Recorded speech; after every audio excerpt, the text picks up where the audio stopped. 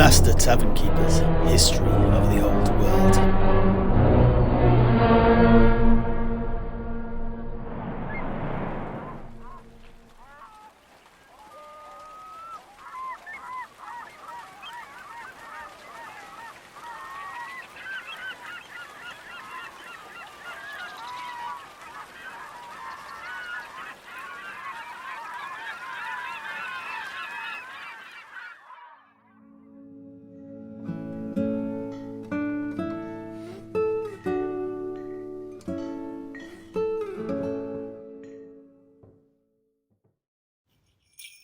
Oh, slashing in the snow, with axe I hack and slay, o'er the dead we go, laughing all the way, skulls on iron rings, making us all fight.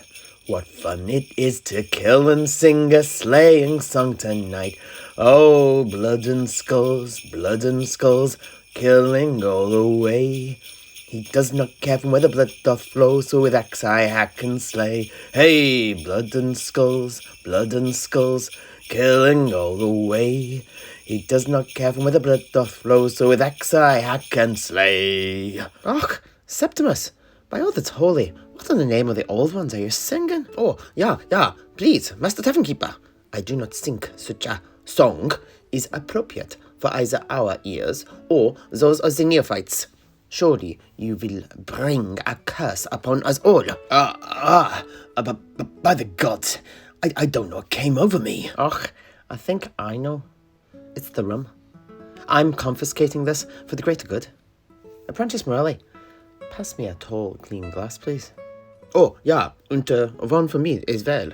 But, Master Tavern Keeper, wherever did you hear such a blasphemous sing? Actually, it was a song that one of my fellow whalers, blind Thorkild, used to sing whenever he felt the snows of winter were on their way. I'd not really thought about the lyrics, to be perfectly honest, though. I just really liked the melody. Oh, yeah, it is catchy, but therein lies the danger of it, methinks. Indeed. My apologies, everyone. Just ale for me from here on in, I think. Oh, yeah, that is perhaps for the best. Anyway, I think it's time to finish the tale of how we finally got out of Araby. But not only this, for we now have the perfect opportunity to finally talk about the Hollow Oasis, and go into more detail on the secret beginnings of the thrice-be-cursed Skaven of Clan Pestilence that we spoke of yesterday. Although it feels like a couple of years have passed since then. Oh, yeah, it does indeed. But please, Master Tavern Keeper, enlighten us. I am throbbing with anticipation. Huh? I'm no expert in your Reichspiel there, but are you sure you're not mixing up a couple of phrases there, Heinrich? Oh, yeah, maybe I am, maybe I am not. Sowieso, Master Tavern Keeper, please continue. Yes, indeed. Let's just gloss over all of that and carry on, eh? Now, after the death of the giant vulture at the hands of our ogre, we finally began our descent down from the Atalan Mountains and into the lands of the Bakir tribes, before finally making our way back to the city of Al-Haik. Our guide's grandson, Fadi, had taken over driving the caravan whilst the witch Zarka herself recovered from channeling so much magic earlier. It had completely taken the wind out of her, if you'll excuse the pun. She slept it off in the back, lying comfortably upon the wolf and lion skins we ourselves had been wrapped up in during the previous night. We journeyed on throughout the day before passing near the cursed Hollow Oasis at nightfall. If you recall, we had left Hassan the ogre up in the mountains to enjoy his well-earned feast of giant vulture flesh. But before he had left our merry party, he had already all but consumed our entire supply of food and drink. A few days without food I can stomach, if you'll excuse yet another pun. But drink is less of a luxury. Rather, it is quite the necessity, especially in the desert. But as that old children's rhyme from Nordland goes, the bare necessities of life will come to you if you keep what's truly important at the fore of your mind. Oh, yeah. You must be referring to this. Look for the bare necessities, the simple bare necessities. Forget about your worries and your strife. I mean the bare necessities, Tal und Ria's recipes, that brings the bare necessities of life. Indeed. Now, I've not heard that in a long while. And true enough, Tal and Ria duly provided. For here we were, at the cursed hollow oasis, a place with a ready, drinkable pool of water at its heart. But that was not all.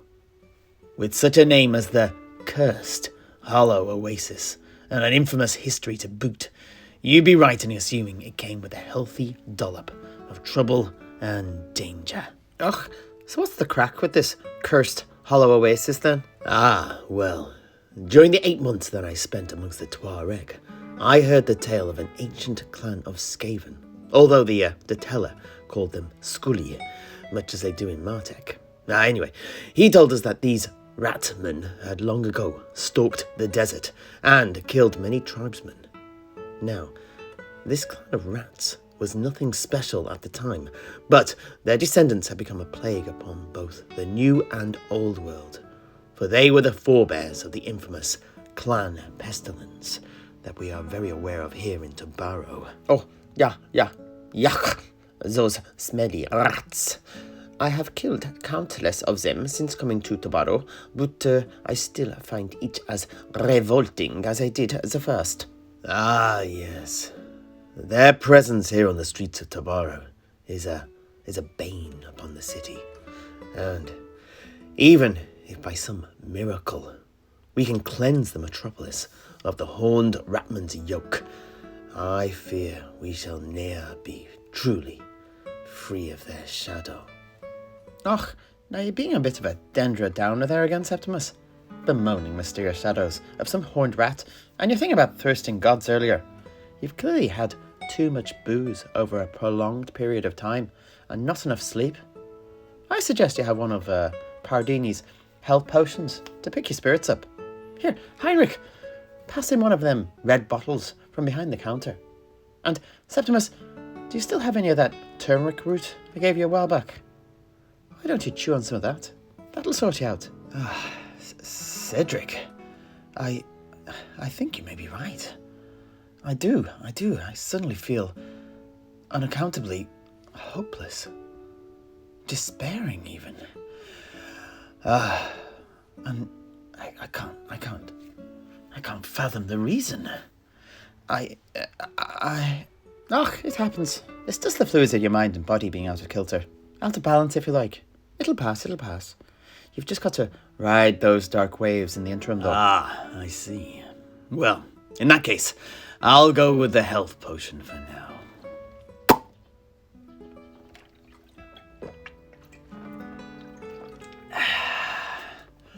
Woo! Stone the crows. Yeah. It is quite potent stuff. I probably drink far too many. Anyway, back to the cursed hollow oasis.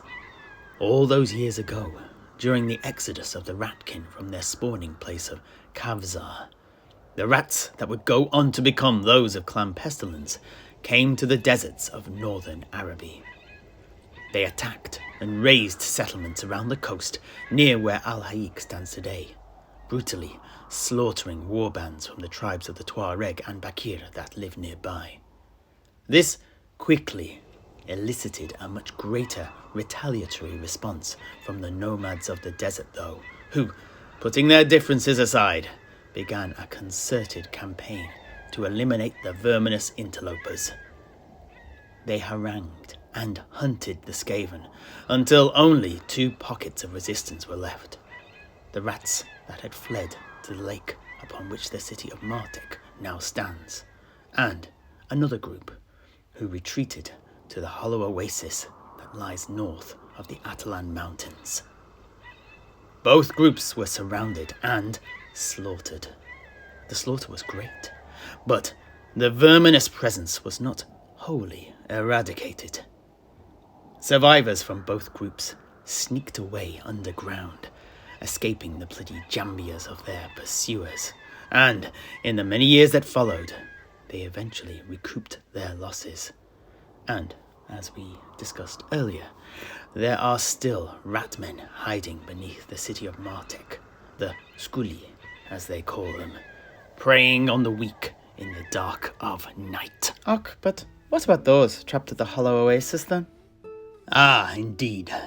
These surviving rats found a series of underground tunnels under the oasis that would eventually lead them down beneath the great ocean and then across the globe to Lustria. During their 20-year crossing, they were not idle, and instead they bred as only the ratmen can. And so, when you visited this oasis, what was this place like then? Well, the moons were up above when we stopped. Zarka still slept, so it was up to Fadi, Brambledown, and myself to get the water and refill our gourds and canisters.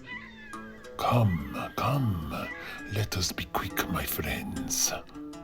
We leapt out of the caravan, loosed one of the undead camels from its reins, and put all of our empty water containers over its back.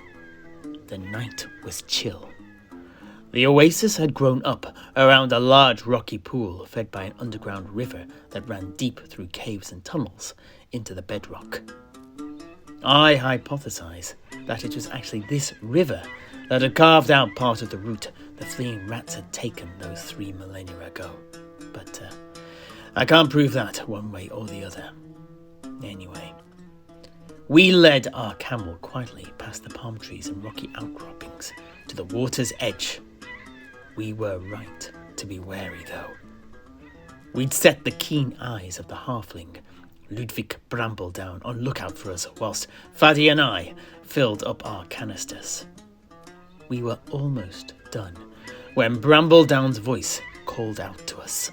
Septimus, 3 beasts are trying to sneak up on us. One on my right, on the rock. Another on the left, behind the palm tree. And the third, straight ahead, hidden in the dead bushes. Be wary. We wasted no time. I slipped on the hat of illusion that Gensha had given me, pulled out my Cathayan daggers, and went to the right. Fadi, meanwhile, unsheathed his curved blade and moved to the left, whilst Brambledown readied his cleaver and awaited the attack of the nearest of the creatures. It was all over in an instant, but wearing the old grey wizard's hat, time slowed down for me, giving me the opportunity to fully take in what happened. Fadi moved first. With his scimitar held high, he ran at the palm tree, his rapid steps alerting his would-be ambusher. As he got near, out leapt a giant rat of not inconsiderable size. Fadi, though, was unfazed by this and brought his weapon down, neatly cutting its skull in 2. It stumbled forwards and bloodily collapsed into the sandy dirt. I now found myself faced with my own assailant, though. This was no beast. It was a rat man, but clearly a beast master. He was skulking behind a rock, whip in hand, fingering a particularly foul, weeping boil that stood proud of the fur on his head. He had no time to react to me, and I plunged my dagger into his shoulder as I moved behind him before slicing open his gizzard from ear to ear with its pair. As I let that body hit the floor, I spied Brambledown's quarry. He'd drawn the short straw. Out of the dead undergrowth rose up a gigantic, bipedal rat, easily as big as an ogre, its hide covered in a stitchwork of mangy fur patches that barely covered its overly muscled frame. Brambledown didn't flinch though. Instead, as the slow-witted beast lunged for him, the halfling charged at it, his cleaver held high. The beast's own speed and strength drove it onto the weapon. Ludwig merely held it firm, but that did nothing to lessen the damage. The razor-sharp blade cut deep, disemboweling the creature and all but drowning the halfling in fetid guts. The rat ogre suddenly stopped, blinked, and then toppled over, dead as a doornail. But there was no time to rest on our laurels, and I dove into the morass of intestines that were covering Brambledown, cutting and pulling them away, trying to free him before he suffocated under the sheer mass of innards. Oh, Master Tavern Keeper, my goodness, that is gross. Were you successful, so? Ah, thankfully, yes. We immediately poured water all over him to clean away the taint before stuffing the bedraggled halfling and the water bottles we'd filled into the caravan and getting away from the oasis as quickly as we could. Och, and so, was it finally plain sailing from here on in? Ah, actually, for once, yes. We journeyed through the night as fast as we could from the hollow oasis, and by late afternoon the following day, we saw the white walls of Al-Hayik upon the horizon. By this time, Zarka the witch had fully recovered, and Brambledown gave her his chest of gems and coins. Ah, yeah, the one that he'd stolen from the midst of that street brawl. Ah, well, yes. But, as a dungeoneer yourself, I presume you can't see anything wrong in claiming the treasure chests of the dead. Oh, yeah, if you put it like that, then I suppose so.